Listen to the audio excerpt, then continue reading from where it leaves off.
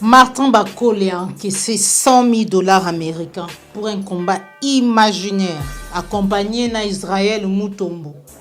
Pour éviter ce gars-là qui témoin. Bon, Milelo, tellement qu'ils ont l'État, il fallait que aussi ça va documenter ce truc aussi avant tout jambon, tout ça là, à commis jusqu'au point pour nous. Un complot oyo qui ne dit pas son nom. Maman ko imaginer quand na mutu ya Bakole na ba oya ye o ba frapper 100 000 dollars ya ba Congolais. Et voir même les gouvernements avant de décaisser cet argent, avant de sortir cet argent en liquide en violation ya Bibeko. Bazali bateau, bazali censé koyeba si réellement il y avait combat. Et au moment de la rapidité décaissement ya mbongo, ça sentait déjà la frappe. Les 4 mars, c'était Bakole.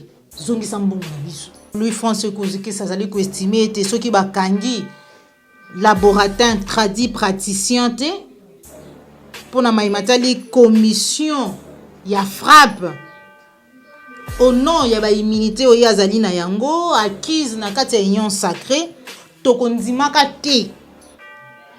Kebakanga un autre Congolais ou un Congolais tout simplement. Pour la maïmatali détournement, les frappeurs frappés. Mais Boussolo a fait un grand travail. L'essentiel pour nous, c'est le Congo qui a gagné. Les champions vont se déplacer. Nous attendons le résultat positif. Yves Bouya, encore prophète. J'avais fait comprendre l'opinion que ces chroniqueurs en Zambala n'étaient pas journalistes. Car un journaliste n'a pas qualité de s'illustrer ainsi. Combat. Date est à maintenir. Pas publier on a noté pour adversaire, ils ont passé pour nos adversaires. Maintenant c'est bazo kim. Après comment on a na beta Tony Yoka.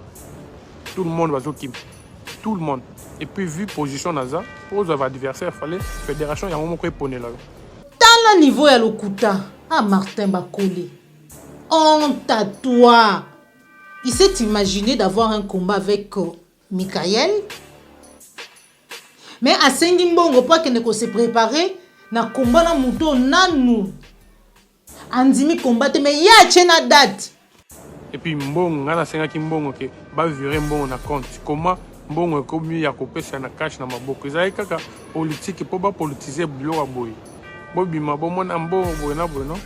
Et puis nan a publié accusé réception. Pour ça bilo privé. Il faut comprendre les politiciens Fachi Balingyote président Bazo Bunduso na ndenga kati. Fanny Tshisekedi a lobby était voilà la preuve qu'on peut aider les plus démunis, mais que les regards sont juste ailleurs. C'est une bonne réaction, mais nazangi n'est qu'à place à constituer yango. D'une congolaise, d'un déco belge. Fanny Tshisekedi, ça c'est le régime du peuple d'abord. Bato bazana na posa ya batondi sa ba poche na mango po misolo wana 100 000 dollars wana faswe papa maki déjà na banzika na même pokwa wana avant Martin Bakole mata moto wana nde ba mataki. C'est sûr que mouton mutatina ki oya ye azo part na ya retour commission. Honte à vous. Bakangi mutu.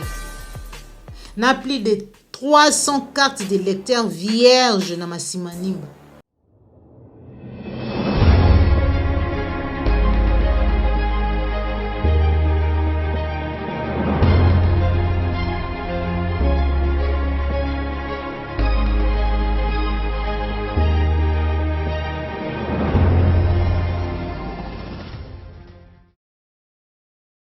Mbote bandeko balandi ya Plus Clair Télévision, la chaîne de vérité. Mbote bandeko balandi émission vérité de tous côtés. Bozali ebele.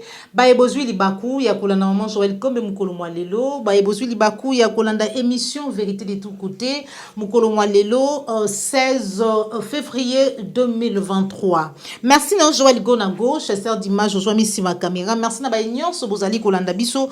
Bon continuer ko s'abonner na kati ya Plus Clair Télévision, la chaîne vous informe à temps réel dans la vérité. Le Lengue Yaku soutenir biso. Je dis un grand joyeux anniversaire na kulutu na ngai Kerwin Maizo depuis France. En tout cas, mbotama elamu na ba nyonso bobotami mukolo mwa lelo. Bande ko balandi na kati émission na biso mukolo mwa lelo to kolobela mami matali situation sécuritaire. Dossier Martin Bakole oyo 100 000 dollars et bimi pour la préparation et combat yena l'américain Michael bipa iwapi juste après kopesa ye misolo na maboko et non par virement et non na nzela ya banque toyoki ete kombe zaliti. Il était accompagné na Israël Mutombo.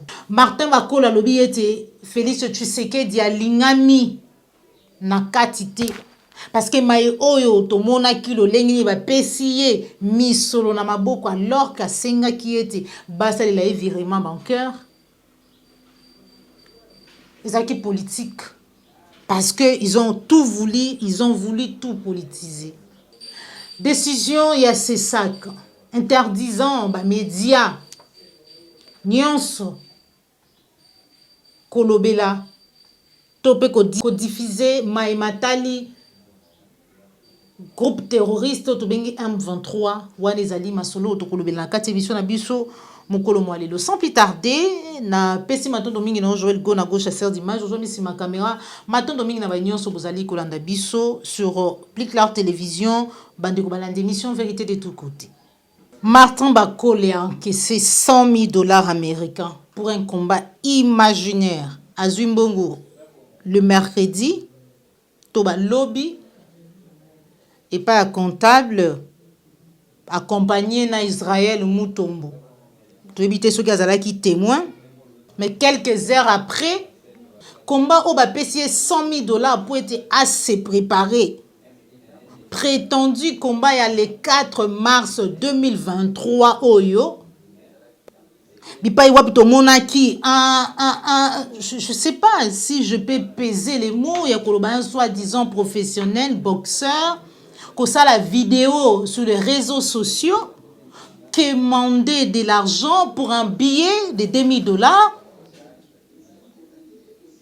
Baye ko bisa biso ete combat ezali annulé. Je vu même quelque part quelqu'un poster une vidéo oyo boxeur oyo ya ebisa ki biso ete bazalaki na e combat le 4 mars oyo assis déjà à Betaye, assis déjà à Longaye et que c'est lui qui demande combat mususu pas ya boxeur wana oyo pe boxeur wana nanu andimité apesa ki nzela te apesi aval te donc combat ezalaki nango te. Pourquoi tina niveau oyo alors que champion à l'Inafoot azali ko gagner 100 000 dollars pour toute une saison.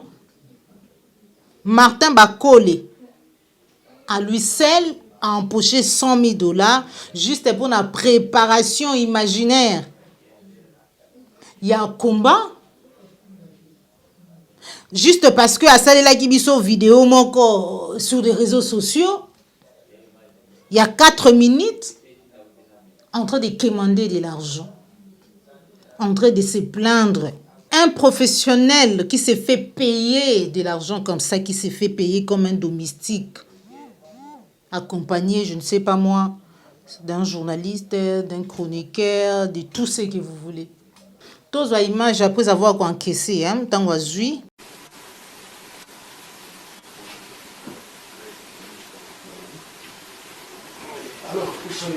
visite nanga eza di ya koya kofinalize badémarche nyonso mpona décaissement ya mbongo nanga ya préparation mbongo ebimi lelo temaki eza l'état il fallait kosisa badocument nyonso mpe kosigne avant tozwa mbongo tozosala yango akomi jusqu'au point mpona kokende mare te naza déjà concentré mpona combat devoir ezaka moko natika kopola te nakende toujours mpona koforcer malgré na qui est retard mais les excuses on a quelque se préparer pour bon et bien déjà raison exacte on a déjà se préparer puis qu'on gagne combat obligé d'après hier na moni sur son compte Facebook a kolela a ko déplorer le billet beaucoup mitina niveau ya ko filmer nga koloba ete na mati moto koloba ete oh momataki moto après avoir encaissé 100 000 dollars. Pour que non, je ne sais pas où voyager. Je n'ai pas ce qui est singela qui est les cana kaka. N'a ma beaucoup ou comment? Et là, on a comprendre que les Congolais, il se faisait accompagner par Israël Moutombo. Dans le cadre cas, il y a reportage, j'étais les journalistes qui faisaient les reportages, parce qu'il ne fallait pas tout simplement côté la caméra, na isika wana kozwa image, parce que tout le monde est juste à côté. Bisika ba kopé ça embongo, yepo ndie bazo vérifier na embongo. Ba Keiti et pas ministre à sport. Accompagner toujours Israël Moutombo na sima na ye, na ebité. Cette fois-ci, au moins, ce qu'on a joué le rôle, il y a policier, il y a garde, je ne sais pas moi. Il n'existe aucun combat prévu pour Martin Bakole. Aucun combat. Na Écosse. Aucun combat. Aucun prétendu combat. Adversaire na Michael, de ceux qui ne nous ont dit qu'il n'y a pas de combat. Quelle frappe! Alors que les enfants de nos frères, de nos enfants, nos parents qui sont au front là-bas, c'est pas du nouveau. L'autre fois, quand j'en avais parlé ici, qui était Christella Kiakuba, Oyo, Akoma Kiabi, maman, ceux qui va payer $100 000, Oyo, to assuré. Formation, Maïnyonso, Oyo, Toyebi, pour Christella Kiakuba, Zali Bongo, coordonnatrice, il y a association de mouvement au Téléma na Mapinga. Bipa iwapi bazali kosunga bana ya Mapinga oyo bazali délaissé oyo bazali na ba capacité te ya kotanga ya kokende université te ba kosunga. C'est vrai que non te ezali vraiment le lenge sengeli te mais ba kosunga ta mukie. Ces $100 000 là pouvaient faire beaucoup de choses. Beaucoup, alors beaucoup. Mais tu peux avoir un seul individu. Martin Bakole. Na habité jusque là na luka qualification na luka combo penza o penza et ko peser pour na yo. Vous frapper juste après avoir encaissé de l'argent. Parce qu'il y a un complot Oyo qui ne dit pas son nom. Parce qu'aujourd'hui, nous avons tous découvert qu'il n'y avait aucun combat. Aucun. Donc, combat, moi, imaginez quand on a moutou, il y a Bakole, na ba oya ye, on va frapper $100 000, il y a Congolais. Quand on a mis tout na bango. Et voir même les gouvernements, avant de décaisser cet argent, avant de sortir cet argent en liquide, en violation, il y a Mibeko. Pour te comment on a calamité. Basali bateau, basali censé qu'il y ait si réellement il y avait combat. Si réellement Bakole devait se battre contre Michael Sokina Nywana, les gouvernements devraient savoir. Aujourd'hui, nous apprenons que notre combat mon côté, de comment on comme maman Joël a bêta na Google. Que nous sommes calendrier, il y a boxe, il n'y a aucun combat de Bakole. Aucun combat. Mais le gouvernement a sorti de l'argent. So talika ka façon un soi-disant professionnel a yakoza la vidéo il y a 4 minutes dans les réseaux sociaux pour commander un billet, pour chercher de l'argent, alors qu'il est censé avoir un manager, alors qu'il est censé avoir ce qui staff, ce qui n'ont pas la démarche, il y a qu'on résoudre ma cambouana, commander un billet, à coller la bête à chou, et au moins on appelle rapidité décaissement et mbongo. Pouf, maman on a vu communiquer. Oh non, et kota qui déjà d'ici quelques jours ba kopé ça na boxeur misolo et sengeli pour kende ko préparer combat na ye ou même n'était plus et pas président de la République. Ache na réseaux sociaux. Oh, merci père, merci ceux qui papa, merci ceux qui niwana lobaki. Ça sentait déjà la frappe.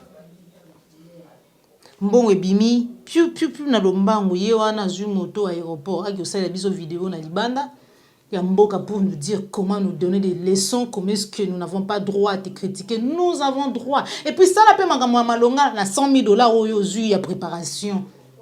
Ça la pensa paie makambo ya malonga na $100 000 oyo zui pour na soi-disant préparation. Mais ceux qui ça les 4 mars c'était Bakole zongi sambongo na biso. na clic na yo na batu oyo bo frapper parce que ça sentait déjà vraiment la frappe. Bozongisa mbongo. Sur son compte Twitter, Louis-François Kouzikisa azali ko estimer te soki bakangi laboratin tradi praticien te pona maimatali commission ya frappe au nom ya ba immunité oyo azali na yango acquise na kati ya union sacrée tokondimaka te ke bakanga un autre Congolais ou un Congolais tout simplement pona maimatali détournement. Gauthier Sey azali ko estimer que le ministre Serge Condé a violé sans broger l'article 7 de la réglementation du charge de la Banque centrale du Congo soutenue par la loi 04/016 du 19 juillet 2004 portant lutte contre le blanchissement des capitaux et le financement du terrorisme. Bisous soto yebi ete ezali na montant moko ezali na misolo moko normalement ekoki kolekana na maboko te. Toyoka l'autre fois arrestation ya Willy Bakonga d'après mibeko oyo ezali penza malamu te muto akoka kokatisa muto akoka kotambola na misolo ya montant wana na maboko. Louis-France poursuit alobi ete si aucun combat n'est prévu à cette date, Bakole, comme auteur, n'est pas le seul responsable pénal. L'infirmier qui a fait office de manager peut être jugé comme co-auteur à défaut du complice. Les frappeurs frappés. Pour Israël Mutombo, les ministres des Sports et Bossolo na politique ont joué un grand rôle dans cette affaire. Oui, un grand rôle. Nous avons tout à l'heure na tweet il y a mon amboka. Louis-France Kouzikisa, qu'il a un rôle. Maintenant, un rôle, il y a le Lingenini. Je remercie personnellement le chef de l'État parce qu'il a agi en urgence. Je remercie ici le ministre des Sports parce que c'est lui aussi qui était au four et au moulin. Il a cuisiné, il a préparé, il a tout fait pour que nous puissions obtenir le résultat que nous avons aujourd'hui. Je ne peux pas parler de moi-même, mais Bossolo a fait un grand travail. L'essentiel pour nous, c'est le Congo qui a gagné. Le champion va se déplacer. Nous attendons le résultat positif. Bonne chance et bon voyage. Manager des circonstances. Lokuta. Il y a Martin Bakole. Ndeko Steve Wembi, sur son compte Twitter, a répondu à ma question, les boxeurs Michael. C'est lui dont Martin Bakole a dit qu'il combat le 4 mars. Oyo, moi, Mboka Steve Wembi a commis été à Talissi été. Est-ce qu'il y a un combat prévu entre vous et Martin Bakole? Michael a répondu, il a dit qu'il y avait un combat. Il a dit que s'il y avait un combat, je le prendrais parce qu'il a déjà pris sa bataille. Abi, ils ne veulent pas se battre à nouveau contre moi. Ils ont dit qu'ils avaient d'autres projets. A répondu à ma question les boxeurs Michael. C'est l'interview. Je ne sais pas si ce qu'ils allaient arraché par Yemoko Ndeko Steve Wembi, mais Yemoko Mutakomi a un compte Twitter naïe. Les boxeurs Oyo, Martin Bakole a ebisaki biso ayaki kolela na ba réseaux sociaux pour na kosenga mbongo $100,000 ebimi mawa. Mon mboka Yves Bouya lobby était des frappeurs de la République et un faux journaliste plongé dans les mafias. Un pays de la mafiatisation. Dans le niveau ya lokuta, ah Martin Bakole. Honte à toi. Honte à toi. Bisiko Zali, Bisika Penzo Zali, Martin Bakole, je ne sais pas. Il prétend, il confirme qu'il y a combat avec les boxeurs américains. Mais donc jusque-là, boxeurs américains n'ont accepté combat na yeti. Donc ça veut dire que ezaki kana mutu ndenge na lobaki tout à l'heure là qui bato ebele boza connecté bozolanda yango moye bato bakokata ndambu eza te ma message na ngai ezaki combat date eza maintenir bapiblie yango nanu te mpo adversaire eza mpasi mpona azwa adversaire bato nyonso bazokima après komona nde na beta toni yoka tout le monde bazokima tout le monde et puis vu position naza mpo ozwa adversaire fallait fédération yango moko eponela yo fédération eponela yo une fois bokomona kaka ke baponi adversaire andimi makambo nyonso tout budget tout bokomona ke bakopublier mais date entre ngai na équipe nanga promoteur nanga toyebi ke date eza mpona les 4 mais bapublier nano te mpo okopublier te soki adversaire andimi nano te Michael Hunt ezalaki obligé baoblige ye sikoyo na minute aza baproblème baécarte ye fallait baluka moto akondima deonta ya kimi aboyi komba baforçaka moto te moto baforçaka na kati ya boxe na ranking eza champion neti champion soki moto abimi challenger oza oblige ya kobunda na ye ndenge junior makabu aza oblige ya kobundaka na badujak combat wana ezaki kana mutu ya Martin Bakole ye moko même adversaire na ye ayebaki te ki aza na combat na Martin Bakole. Donc ça veut dire que il s'est imaginé d'avoir un combat avec Michael, mais à Sengimbongo pas que ne se préparer na combat na muto nanu andimi combattre mais ya chena date oza penza Martin Bakole olobi ete ministre des sports na yo boujwa qui rôle moko très important na $100,000 à ba congolais ebimi pour na combat imaginaire. Maintenant votre rôle vous étiez en train de signer comme témoin ou quoi? Yves Bouya, encore prophète. J'avais fait comprendre l'opinion que ces chroniqueurs en Zambala n'étaient pas journalistes, car un journaliste n'a pas qualité de s'illustrer ainsi dans la mafiatisation d'après la déontologie. Ça fait très mal. Pour la Martin Bakole, j'avais demandé un virement bancaire. Pourquoi ils ont préféré donner les cash? Il faut comprendre que les politiciens ont voulu tout politiser. Félix Tshisekedi, il ne t'aime pas ces gens, Martin Bakole. Martin Bakole a dit Balingi Félix Tshisekedi n'est pas aimé à l'interne, ces gens ne t'aiment pas. Il avait demandé qu'il y ait un virement bancaire. Bah, ça, il a eu virement bancaire, mais ce sont et même les politiciens qui ont voulu tout politiser, qui ont voulu mettre tout devant ma projecteur. Où allons-nous? Dire, mais toujours bundana. Il faut d'abord comprendre que nous avons dit que nous avons tout un objectif. Tout ça pour ça que Kamboka na biso par tout ndenge président zosa. Ndé bato mususu pe bazosa na ba domaine mususu.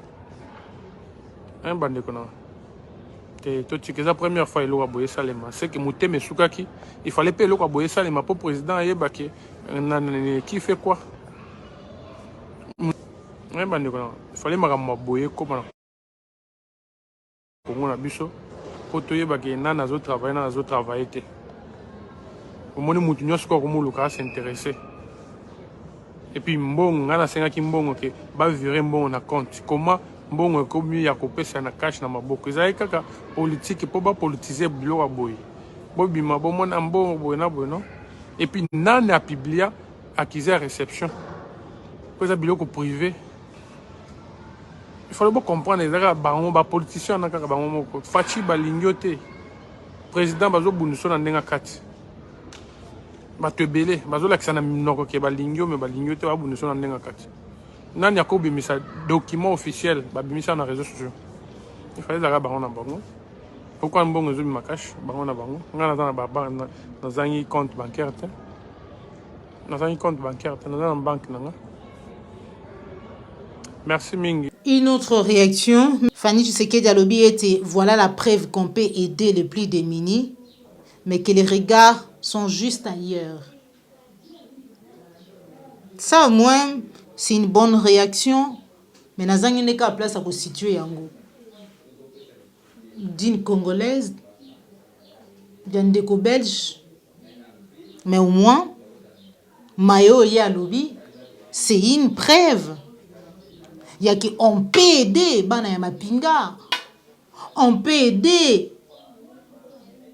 On peut faire beaucoup dans ces pays avec ces 100 000 dollars et que les regards est juste ailleurs. Où est les regards? Où sont les regards? Pour Fanny, je sais qu'il y a lobby. Et tu sais, 100 000 dollars ou bimi en liquide. 100 000 dollars ou bimi na maboko ba pesi yango un seul individu pour na préparation ya maye. Les ali preuve ya rola qui ça été on peut aider le plus démunis. On peut aider les plus démunis. Mais tout simplement les regards est ailleurs. Et Fanny, tu sais qu'elle dit ça, c'est le régime du peuple d'abord. Ce qui sous-attend qu'aujourd'hui, ceux qui ont arrivé à la conclusion, il y a Kolobayete, Mayoto, Moni, Yololengi, Bapesi Martin, Bakole, 100 000 dollars, ça veut dire Misolo Ezali, pour être peuple congolais à Sunama. Mais quand c'est tout simplement, la volonté n'y est pas. Ce regard-là qui est ailleurs, c'est la volonté. Batu bazana na posa ya batondi sa ba poche na mango po misolo wana 100 000 dollars wana faswe papa maki déjà na banzika na même pokwa wana avant Martin bakolo mata moto wana nde ba mataki. C'est sûr que mouton mutatina ki o ya ye azwa part na ya retro commission. C'est sûr. C'est sûr. Parce que ce gouvernement dont le regard est ailleurs, Ndenge Fani Tshisekedi Dialobi, avait la capacité, la possibilité de savoir qu'il n'y avait pas combat.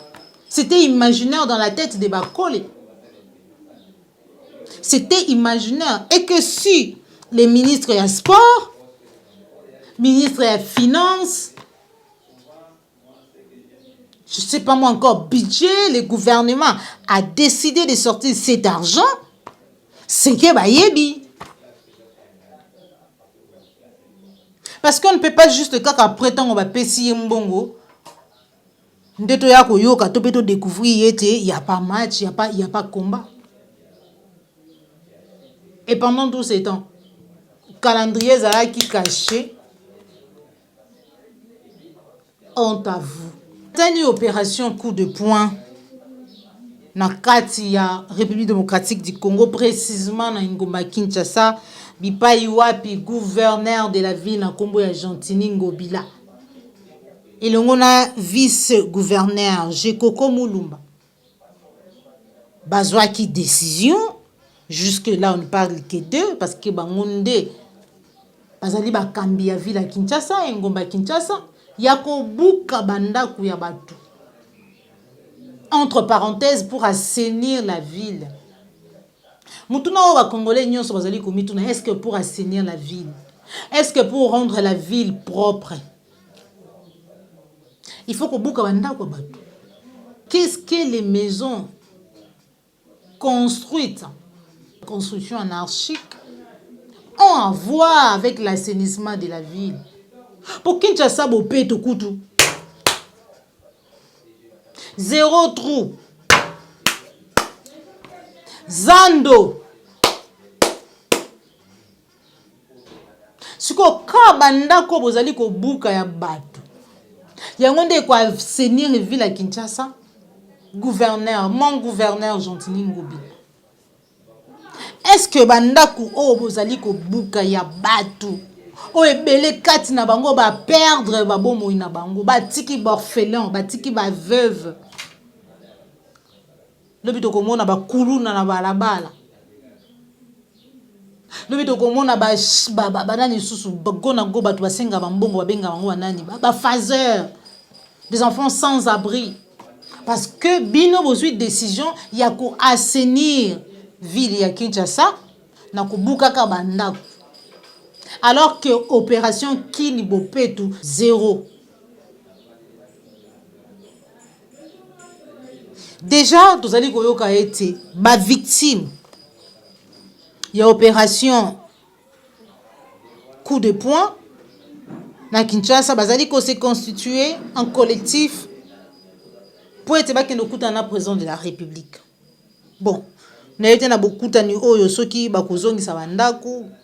Na été na bokutani oyo pour être bapesa bango ba terrain, bapesa bango mapangu. Est-ce qu'il n'est pas au courant de ça?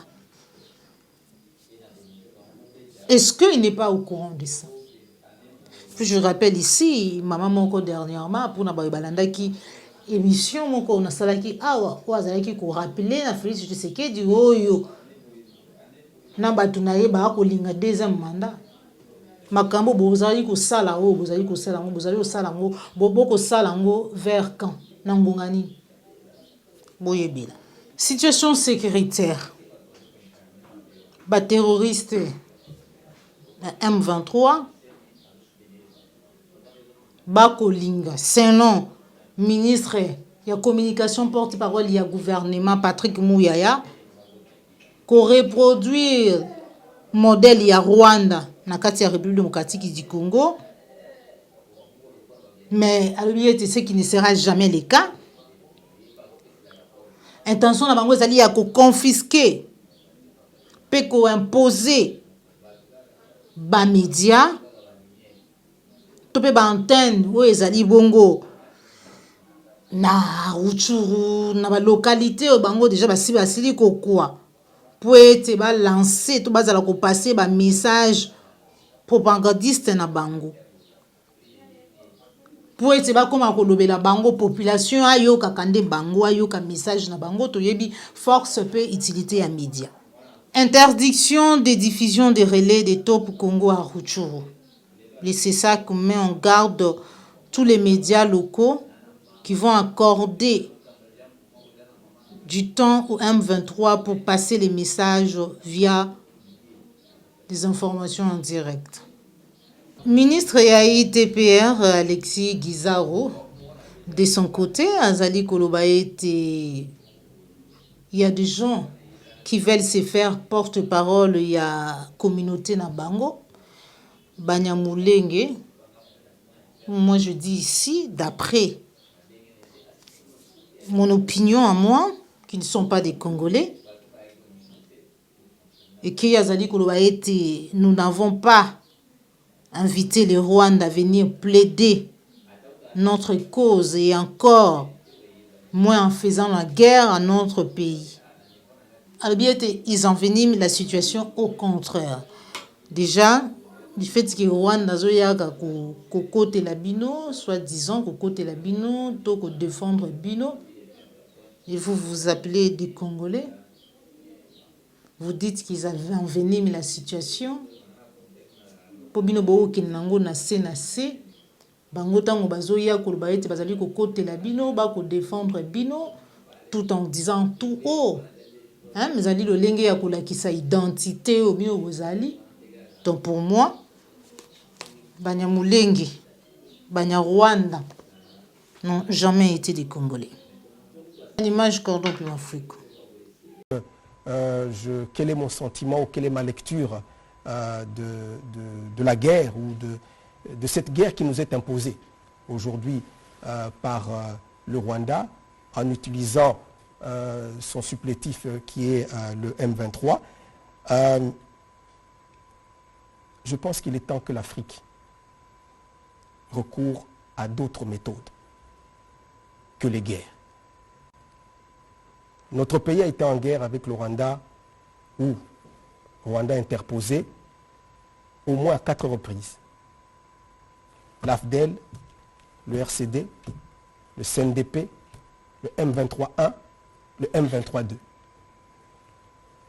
Si l'objectif de la guerre était réellement de régler des problèmes tels que les FDLR, qui est le prétexte qui est utilisé aujourd'hui, ou alors des problèmes de stigmatisation de certaines communautés, je pense qu'après toutes ces années et toutes ces guerres, on aurait trouvé des solutions. Mais au jour d'aujourd'hui, au contraire, il y a des gens qui veulent se faire porte-parole de notre communauté, alors que nous-mêmes, nous n'avons demandé rien à personne. Nous n'avons pas invité le Rwanda pour venir plaider notre cause et encore moins en faisant la guerre à notre pays. Parce qu'ils enveniment la situation, au contraire. Et nous pensons, nous, qu'on doit laisser aux Congolais, entre eux, régler leurs problèmes. Le Congo ne se transporte pas dans les autres pays, même s'il y a une partie de sa communauté qui vit dans un autre pays, pour régler les problèmes de ces communautés-là. Donc aujourd'hui, en tant que Munyamurenge, en tant que Tutsi congolais, je considère que nous avons aujourd'hui un leadership au niveau du pays, qui est un leadership responsable et qui peut donner à chaque Congolais sa place. S'il y a des extrémistes dans notre pays qui stigmatisent certaines communautés, eh bien que les lois de notre pays s'en occupent. Donc pour moi, je pense qu'aujourd'hui, et je le répète, si c'était le FDLR le problème, eh bien, après toutes ces guerres à répétition, je pense que cette question aurait déjà pu trouver une réponse. Si c'était ça l'objectif. Mais aujourd'hui, on ramène la guerre en prenant cela comme prétexte. Je pense que tout le monde voit clair dans le jeu.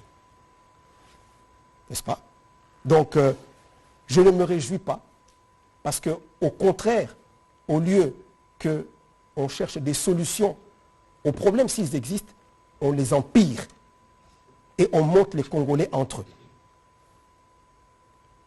Je ne mange pas de ce pain-là.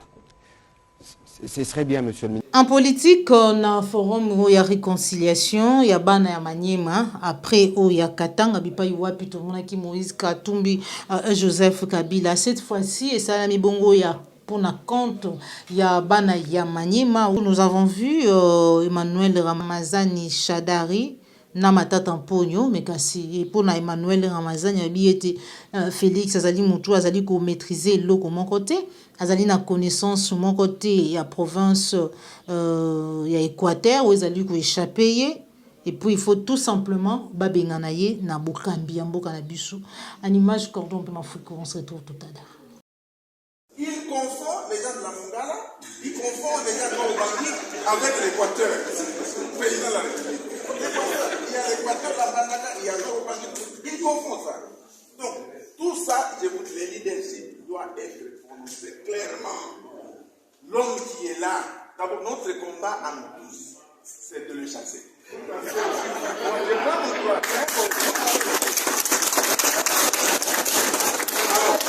Je reviens sur ce que le premier Augustin a dit.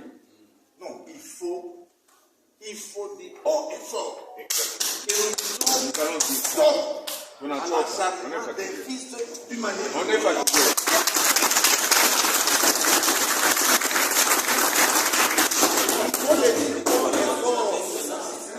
Qu'est-ce qu'il a fait? On ne sait pas. On invente des subterfuges. Il a fait ceci. Non, d'abord, nous devons défendre notre frère. Moi, je suis un parlementaire. Il faut soutenir parce que vous savez ce qu'il a fait.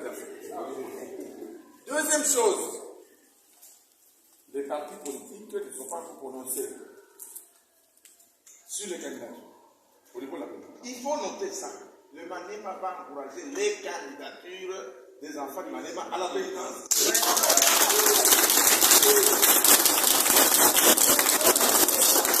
On va encourager toutes les candidatures.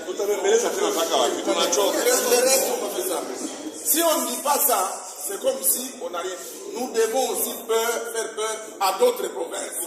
Pour dire que les Manémés se sont décidés de se mettre ensemble pour avoir quelque chose. Kama tuseme batakuzara. Alléluia.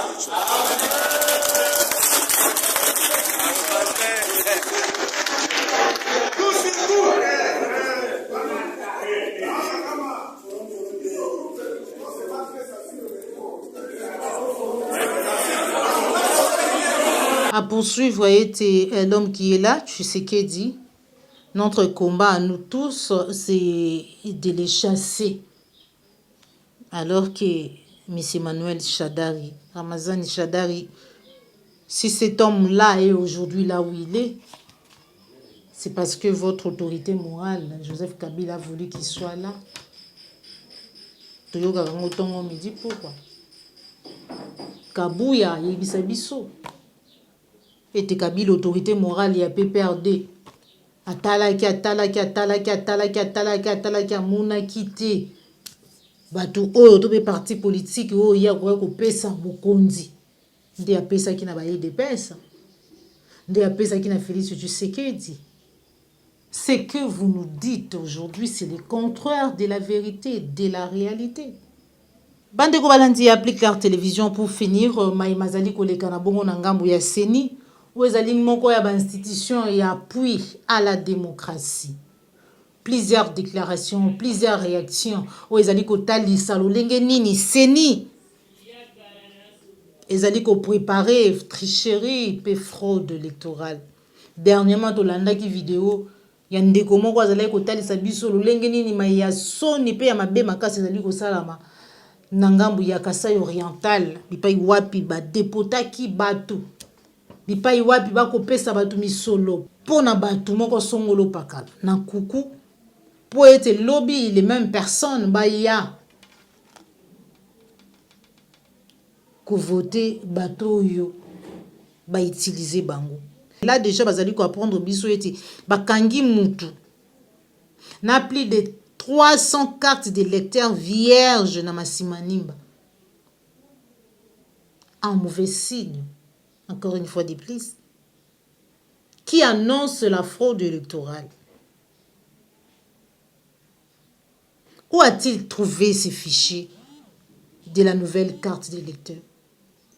L'imprimante, l'ordinateur. Où a-t-il trouvé tout ça? Fraude électorale, tricherie, c'est inévitable. Inévitable, bandeko balandi. Bazali kotanga komboya, un certain Jean Bedel Mamba. Yene mutu oyo. Selon l'information, le lenge tozali koyoka yende mutu oyo. Azali mutu bachi maboko na plus de 300 cartes du lecteur vierges. Un certain Didier Manzenga qui serait en fait. Toko yoka ete bazali ko négocier, ba négociation ezali ko salama. Ezali ko se poursuivre pembeni ya OPG pour ete azala innocenté. Où allons-nous? Est-ce que na lolenge oyo boye nous devons dire que sengeli tokene na bapuna mi pona bazali ko estimer ete la seule voie moyen o esengeli changement penza ekota na kata mboka na biso likaka ya mapuna ba sinyo nyonso ezali wana o ezali ko lakisa ete fraude ezali inévitable, tricherie ezali inévitable. Bakangi na Goma kuna cordon pima fuiko en image des Rwandais avec des cartes de lecteurs congolais. En image, on se retrouve tout à l'heure.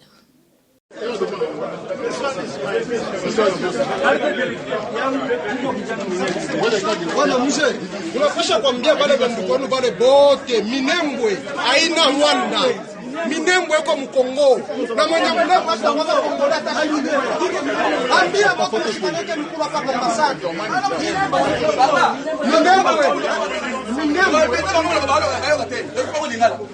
Minembwe haina Kongo. Pandeko balandi pona une petite interprétation.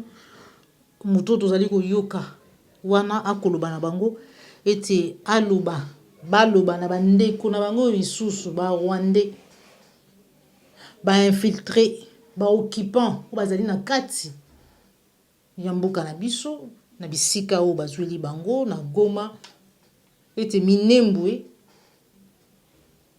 ezalaka ya Rwanda te.